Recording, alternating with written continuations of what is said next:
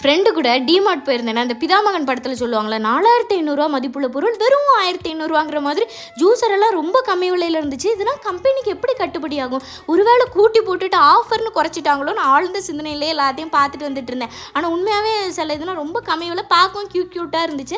நான் எதுவும் வாங்கலை. ஏன்னா 12 பக்கம் ஆன்சர் ஷீட் மாதிரி மந்த்லி தேவைகள் அனைத்தையும் எழுதி வச்சுருக்கேன். போவேன் மொத்தத்தையும் தூக்கிட்டு வந்துடலான்னு வச்சுருக்கேன். ஆனால் அங்கே முடிச்சுட்டு அப்படியே பப்ஸு சாப்பிடணுன்னு ஒரே ஆசை. கடையாக தேடுறேன், என் கண்ணில் தென்படவே. அப்புறம் பானிபூரி ஐயா தான் என்னை காப்பாற்றினா. அங்கே போயிட்டு நல்லா சாப்பிட்டுட்டு எனக்கு இந்த மாங்காய் சம்மந்தி என்னமோ இந்த ரீல்ஸில் வந்துச்சுன்னு வீட்டில் மாங்காய் இருக்குது அதை பண்ணி சாப்பிட்லான்னு போனேன்.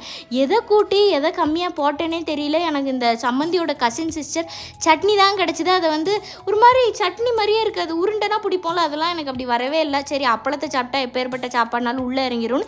இந்த வத்தல் ஞாபகம் இருக்கா? முன்னொரு காலத்தில் வெயிலே அடிக்காமல் இந்த கூழ் வத்தல் எல்லாத்தையும் போட்டுட்டு இருந்தேன். ஆனால் அது அருமையாக வந்துச்சு. ஆனால் அந்த சம்மந்தியை தான் சாப்பிட்டுட்டு வாயடைச்சு போய் ரொம்ப நேரம் அமைதியாக இருந்தேன்.